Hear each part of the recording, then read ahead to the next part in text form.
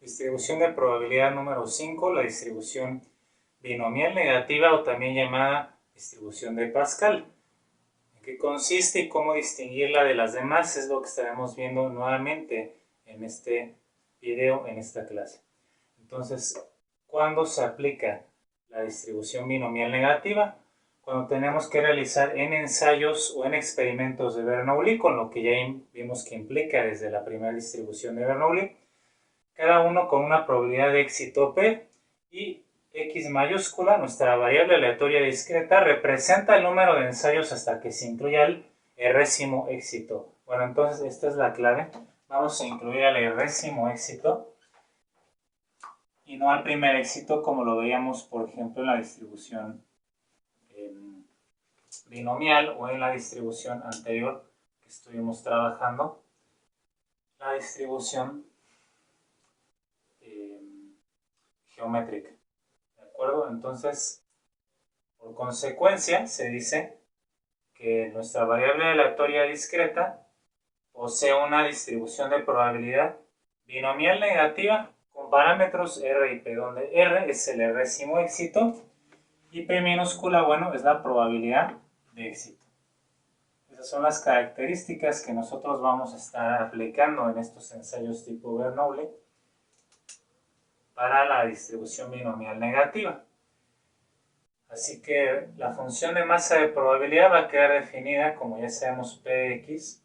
Cuando nuestra variable aleatoria discreta toma un valor particular, estará dado por el número de combinaciones tomadas de entre x menos 1 ensayos y r menos 1 éxitos, multiplicado por la probabilidad de éxito P elevado a la r por 1 menos P, que es la probabilidad de fracaso, como ya hemos visto antes, elevado a la x menos r. Y x va a tener el parámetro o el rango desde r, comienza siempre desde r, desde el résimo éxito, r más 1, r más 2, etcétera, hasta los ensayos que uno quiera realizar. De otra forma, la probabilidad pues sería de 0. No existe la probabilidad. La media y la varianza se calculan de forma muy similar a la distribución que vimos en el video anterior, ¿sí? La distribución geométrica. Únicamente si se fijan o comparan ustedes las fórmulas, aquí vamos a multiplicar por r, ya que en la distribución geométrica es 1 entre p, bueno, aquí es r entre p, y aquí r multiplica para la varianza 1 menos p dividido entre p cuadrado. Así que esto se puede, de hecho, resulta y se dice que es una extensión de la distribución geométrica. Así entonces vamos a aplicar todo esto a un ejemplo, a un problema completo. Vamos a analizarlo y así va a quedar mucho más claro cómo se aplica y en qué condiciones esta distribución binomial negativa. Mencionan una prueba de fuerza de soldadura, 80% de las pruebas resulta en ruptura de la soldadura, mientras que el otro 20% propicia ruptura de la misma viga.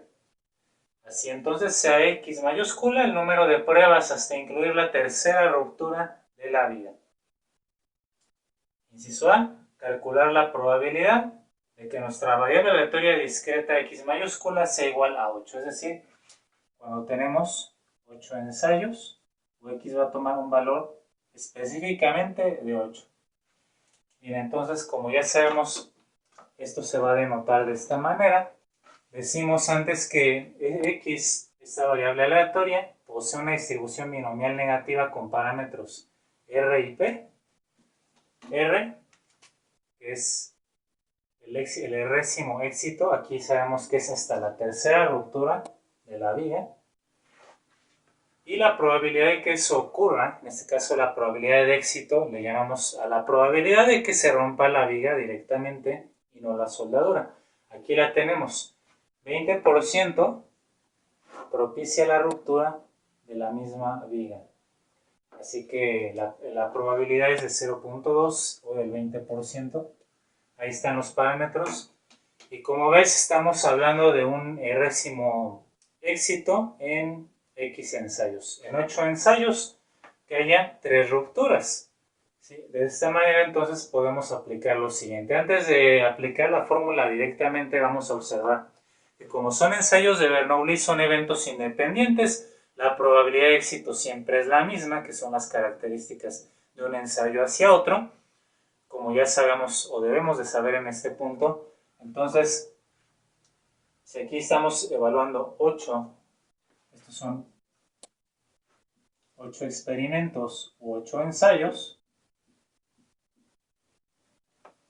podemos manejarlo de la siguiente forma. De estos, hasta el tercero tendrá que ser de éxito, el tercer éxito, que sería la tercera ruptura de la viga. Es decir, vamos a tener antes 7 ensayos, esto se va a dividir en 7 ensayos, todos ellos independientes, en los cuales de esos 7 ensayos vamos a tener nosotros 2 éxitos. O sea, 2 rupturas de la viga previamente y el ensayo, el octavo ensayo restante, un ensayo que es el octavo, va a proporcionar el que estamos buscando aquí, el tercer éxito. Entonces, por esa razón aquí nosotros vamos a identificar a R, el valor que necesitamos aquí para R es este, el résimo éxito, la tercera ruptura. Entonces R vale 3, mientras que el número total de ensayos que estamos haciendo en este caso, o determinando su probabilidad para este caso, es de 8. X es igual a 8 en total. Y así entonces, de ahí que se obtengan este número de combinaciones. Vamos a ver cuántas combinaciones hay entre el número de ensayos en total, que son X igual a 8. 8 menos 1 nos dice la expresión, 8 menos 1 es 7. Y el otro índice o subíndice que tiene la combinación es el résimo éxito, en este caso R vale 3, menos 1, y 3 menos 1 es 2, por lo cual aquí tengo el número de combinaciones de 7 tomando 2, multiplicado por la probabilidad de éxito, que es, como ya vimos aquí, 0.2, elevado a la R, o sea, elevado a la tercera potencia, multiplicado por la probabilidad de fracaso, que es el restante 0.8, elevado a la X menos R, entonces 8 menos 3 es 5. Y de esta forma entonces tienes la probabilidad de obtener 8 ensayos. Dentro de esos 8 ensayos va a haber un tercer éxito. Vamos a calcular este valor.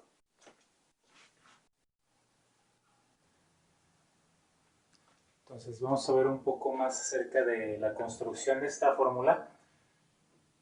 Como decíamos, los 8 ensayos se van a tomar divididos los previos 7 y siempre apartaremos el último, que en este caso es el octavo ensayo. Entonces, si nosotros acomodamos estos 7 ensayos, tendremos precisamente este coeficiente dado por el número de combinaciones, donde de esos 7 ensayos nosotros tomamos que debe haber 2 éxitos previamente para o que anteceden al tercero. Así puede ser un ensayo de la forma que primeramente tenga un éxito, fracaso, fracaso, éxito, fracaso, fracaso, fracaso. Otro ensayo donde puedes tener fracaso, fracaso, el tercero éxito, luego fracaso, éxito, fracaso y otro fracaso, y así sucesivamente. Entonces, de acuerdo a las técnicas de conteo, esto es el número de combinaciones que tenemos de 7 ensayos. Aquí tenemos 7 ensayos, de los cuales 2 deben de ser éxitos. De ahí se deduce este coeficiente. Ahora, ¿qué pasa con el último ensayo?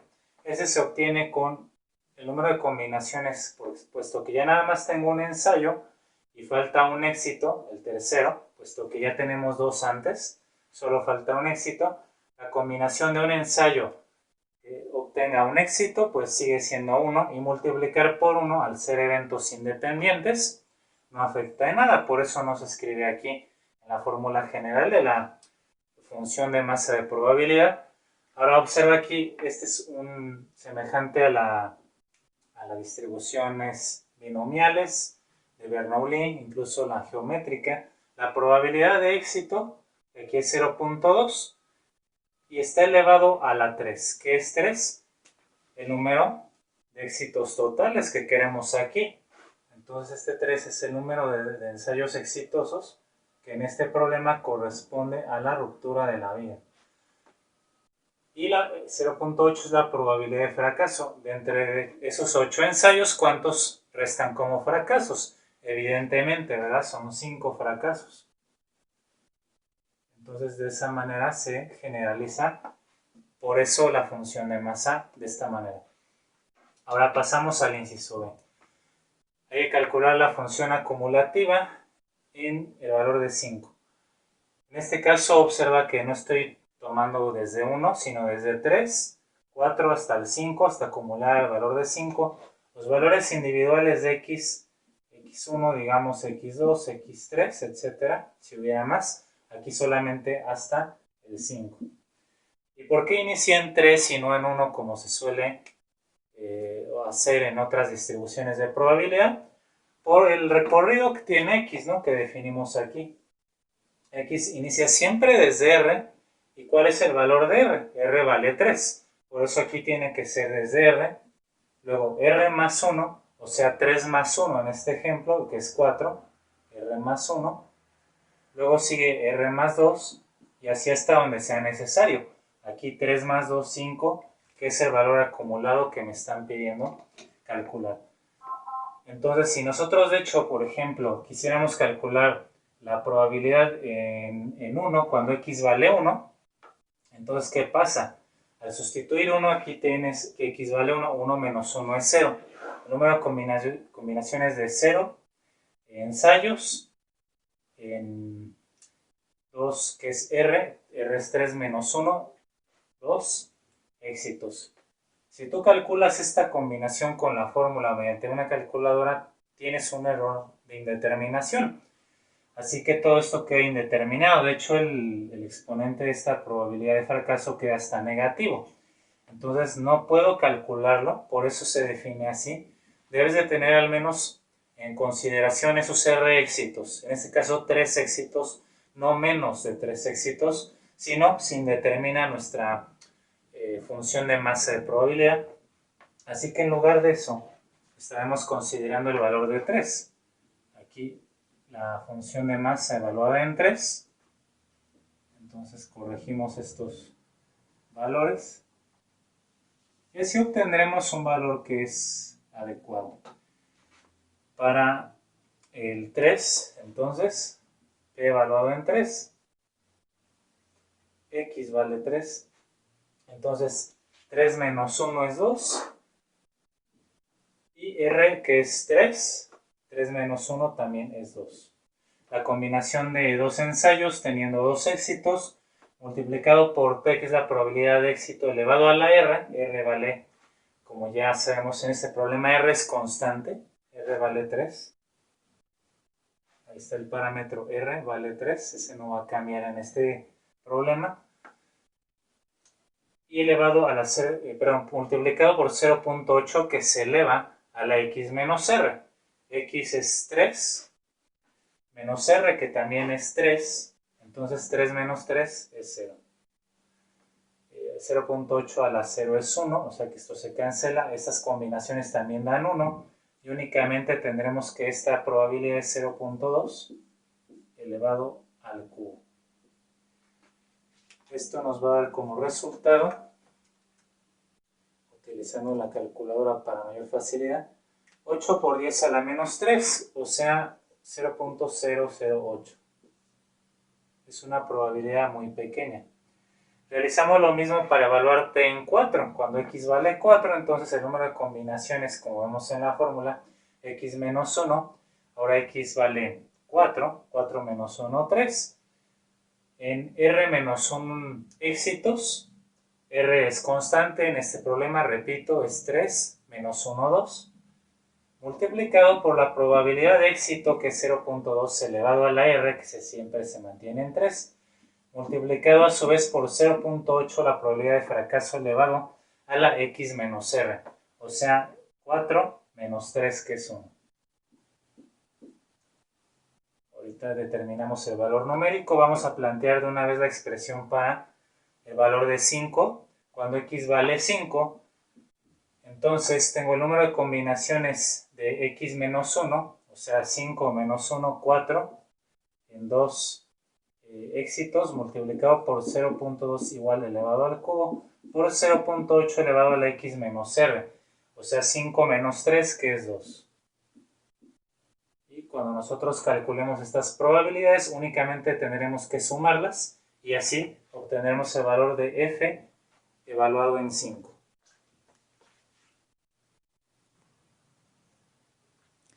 ¿Sí? Entonces aquí están los valores. P en 4 vale 0.0192, en 5 0.0307, se suman y obtenemos 0.05792, que en porcentaje lo podemos también expresar, una probabilidad del 57.92%. Antes de pasar al inciso C y D, la interpretación quiero que quede muy clara respecto a lo que estamos calculando aquí en probabilidades, y es que en el inciso A tenemos que P evaluado en x igual a 8 nos dio 55%, entonces ese 55% es la probabilidad de que la tercera ruptura de la viga ocurra ¿en qué ensayo? El que dice aquí, ¿verdad? En 8 ensayos, o sea, en el octavo ensayo. Eso es lo que acabamos de calcular en el inciso A. Esa probabilidad de que ocurran 3 rupturas de la viga se verá en el octavo experimento o en el octavo ensayo.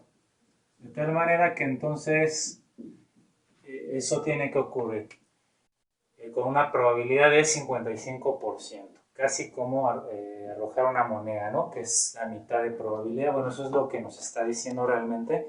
Si nosotros repetimos muchas veces estos experimentos, vamos a ver que conforme más y más experimentos realicemos, de acuerdo a lo que vimos en probabilidad clásica, pues más se acercará el porcentaje de vigas que se rompen en el la tercera vez que se rompe una viga hasta el octavo ensayo. En el inciso B, ¿qué es lo que hemos determinado? La probabilidad, como nos dice la función acumulativa, de que la tercera ruptura de una viga ocurra en el octavo ensayo. Más bien, perdón, ya sería aquí en el tercer ensayo. Es una probabilidad muy baja, porque entonces estaríamos hablando de que en 3 ensayos, en solamente los primeros 3 ensayos, tengo 3 éxitos. Ruptura de la viga en el primer experimento, ruptura de la viga en el segundo experimento, tercer experimento y se vuelve a romper la viga. Eso es lo que calculamos aquí, P evaluado en 3. P evaluado en 4, ahora tenemos 4 ensayos, pero igualmente 3 éxitos es lo que estamos considerando. Entonces ahora puede haber va a haber ensayos de éxito, fracaso, éxito. Pueden ser 3 éxitos y al final el fracaso. O iniciar con un fracaso y terminar con 3 éxitos, etcétera, etcétera, ¿no? Entonces, de 4 experimentos, que 3 sean exitosos. Ahora la probabilidad ya es un poco mayor. Cuando vamos con el 5, la función de masa en 5, entonces igual vas a buscar obtener el tercer éxito, pero ahora en un ensayo más, en 5 ensayos, ¿no? Entonces aquí pues se agregarían fracasos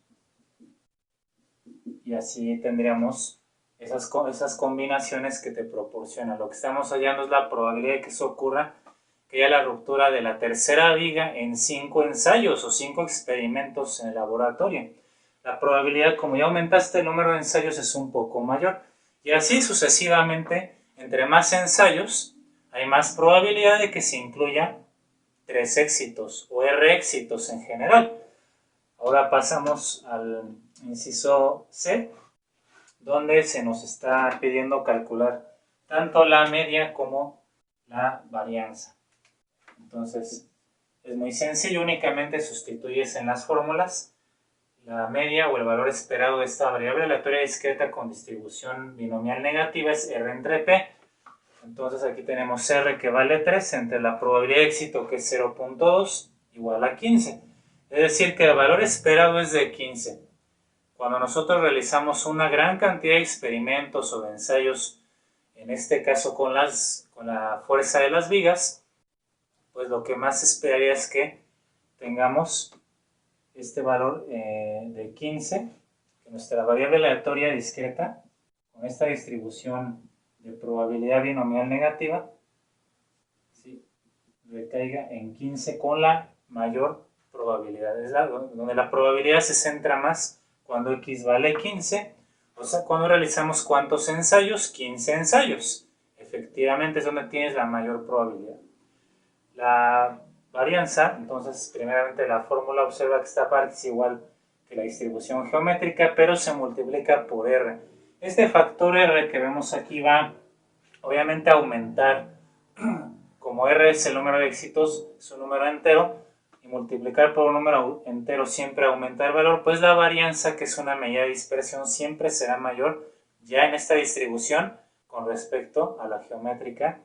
Y obviamente la varianza igual, ¿no? Una varianza de 7.75, pues es considerable la dispersión de los datos en torno o alrededor de la media, que es 15. Finalmente nos dedicaremos a trazar una parte de la gráfica de la función de masa P de X. Entonces, finalmente, ¿qué es lo que hacemos? Los mismos cálculos para trazar P de X en función de X. Recuerda que X comienza no desde 1, sino desde 3, por lo que ya explicamos en el inciso B. Entonces, esas probabilidades ya las calculamos. Aquí están en 3, cuando X vale 4.0192, cuando X vale 5.0307. O sea, va aumentando muy gradualmente.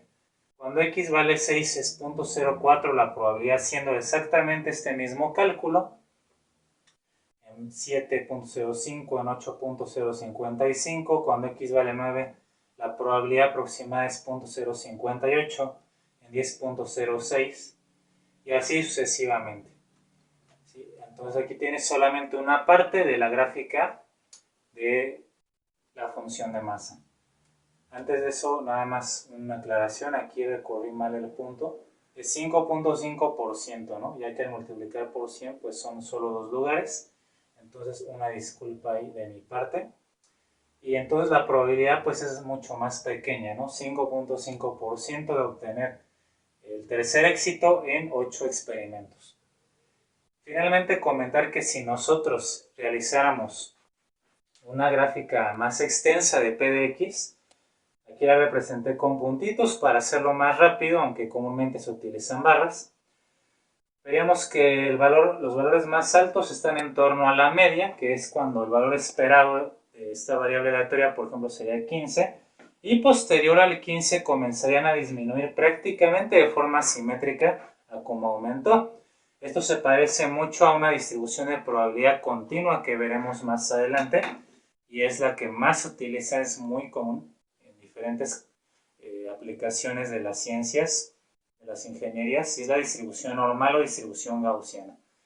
Así que vamos a realizar ahora algunos ejercicios, a resolver correctamente los exámenes que se nos presenten acerca de estos temas en estadística. Ya saben que sus dudas las espero en la caja de comentarios y les deseo mucho éxito.